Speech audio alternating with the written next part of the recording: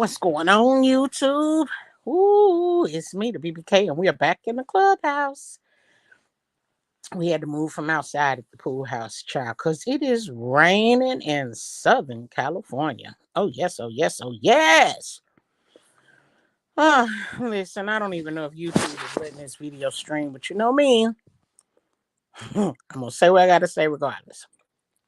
So, yet again, shout out to one of my bosses for hooking me up with the fact that DC has passed a bill. And you know what's really interesting to me out of that little article that I did read about them giving the kids the shots without parents' consent is, as I stated in a video that I've uploaded earlier today, and videos that I made a month or two, maybe even more ago, that this was coming. We knew this was coming. We knew it was an option. We discovered it when they were pushing for the kids to go back to school. So I know a lot of adults that I've spoken to feel some kind of way about taking a shot. I know I'm definitely one of them. So I can only imagine if the adults don't plan on taking the shot, that they obviously don't plan on their children or grandchildren taking these shots either. Again, right now, these are bills. These are bills, not laws. And there's a difference. Okay? The fact that they are trying to pass the bill into law is fine. We get it. That's what you need to do if you think you're going to demand us or strong arm us into doing whatever it is you want us to do.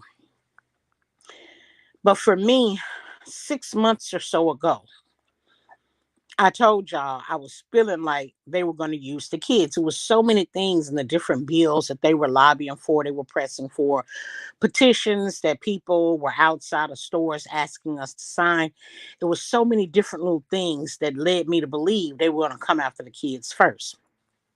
So if you guys remember, a few months back, they were telling us, "Oh yeah, we're putting up these petitions in the schools. We're putting them on the desks. We're doing everything we can to make the schools safe for the children." But yet, the grown folks couldn't go back to work. But y'all was bending over backwards. Y'all was taking all of this money that you didn't have. And you were putting up these little plastic and glass partitions over all of the desks. Can you imagine how many hours, how much manpower, how much equipment and materials that you would use if you were planning on doing this across the country? But we don't have no money, remember? I'm just saying. At the end of the day, a lot of the stuff that I feared, a lot of the stuff that I studied, a lot of the stuff that I read and marinated about is coming to fruition.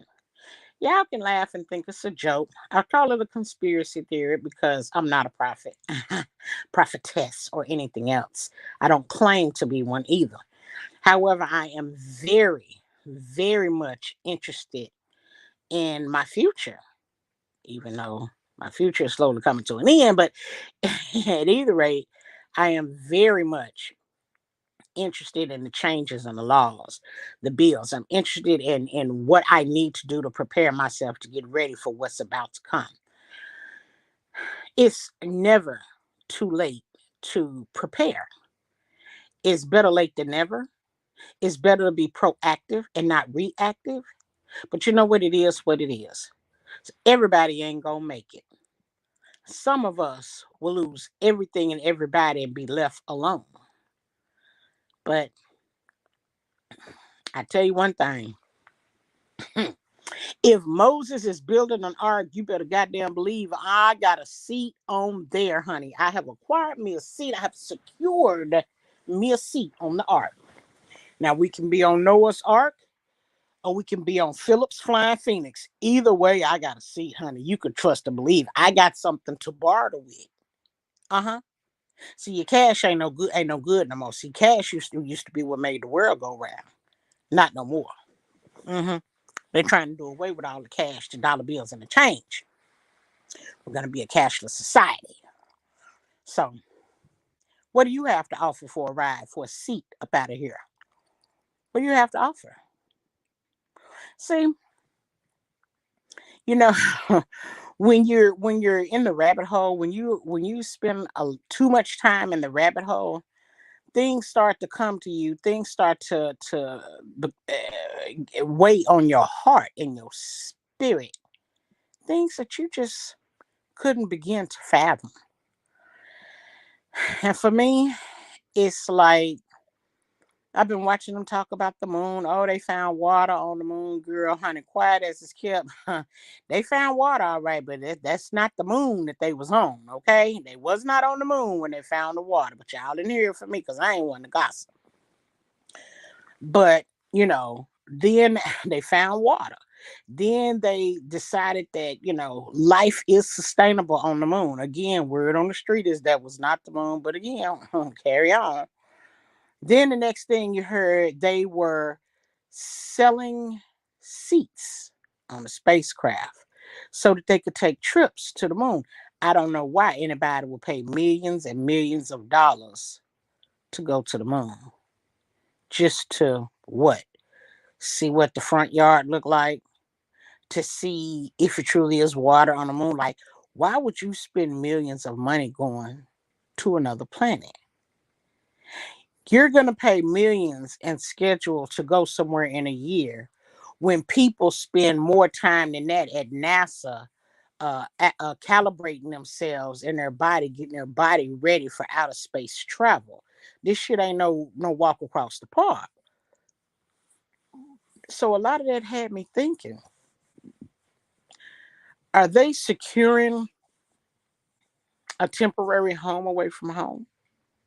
Because you got to remember, when doomsday come, when we get ready to have that nuclear fallout, see all of the politicians,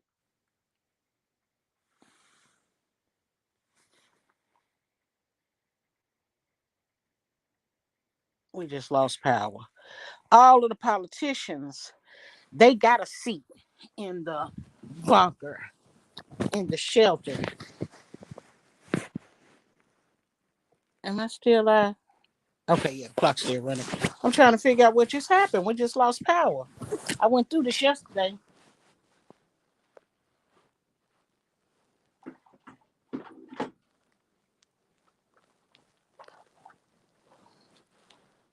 Okay, I see lights. Okay, so maybe not. Um, but the when we get ready for that nuclear fallout, our presidents and vice presidents and congressmen and certain politicians, they've already secured themselves a seat in the underground bunker. They've got a seat in the hideaway, in the honeycomb hideout somewhere in Arizona underground. They have already secured a spot so that they can survive past this nuclear fallout, right? But those seats are promised to officials that are mixed in the politic arena. What about the wealthy and the rich and the famous, the infamous, the bougie people? hmm Where is their promised seat in the underground bunker? They don't have one. Couldn't buy one. So what was the next best thing they did? They bought a ticket to outer space, going up and beyond the stratosphere over any nuclear radiation that would still be lingering around on Earth. See, a couple of years back, I was looking into nuclear radiation and nuclear attack, and I don't remember what it was. I think we was fighting with Korea, so this had been about 5 or 6 years ago. And I was looking into it, and do you know that a nuclear explosion, the radiation can linger and last around for years? The winds, the elements, the different things like that determine how fast or how slow the radiation dissipates. And once land or ground areas or whatever you want to call it have been affected by radiation, especially a nuclear blast, that ground, that land, that dirt, that mud, that water is dead. It ain't worth a damn now. Hey, Ronnie. Hey, Mama. Merry Christmas Eve, baby. Thank you so much. that ground is dead. Nothing will grow from there. You ain't gonna get no flowers. You ain't gonna get no earthworms. You ain't gonna be able to grow no watermelons, no peas, no beans. You ain't gonna be able to do none of that. So the only thing I can think of why they still running around here talking about these seats to go to the moon are available for sale, make me think, well, maybe they're getting a trip to go up there and stay for about a year, which would explain millions of dollars for a trip, a home away from home trip, if you will. I don't know. It's just something that I was tossing around to see how, how much it made sense. I guess you can't really make sense out of nonsense, but it is what it is. Just be careful. Make sure, you listen. I know we give our kids the necessities. Yes, ma'am, no, ma'am, clean your room, eat all your vegetables, do your homework. You're gonna have to start sitting down and talking to them about what to do and what not to do if they come home one day and something ain't right. Y'all had better start getting a plan. I don't give a damn. Y'all think it's crazy. Y'all can laugh at me. I don't care. I tell you one thing, mine ain't never had a problem. Thank you, Jesus. Knock on wood. They knew what to do, where to go, who to call, what's going on. That's some things y'all don't teach these kids these days. I bet half of y'all can't take y'all kids in the woods, drop them off with a blindfold, and they make their way out. I bet you can't drop them kids in the woods for 4 hours and tell them to find something to eat and cook it and bring it to you back at the car. They'll all fail because nobody ain't putting their kids in Girl Scouts and Boy Scouts no more.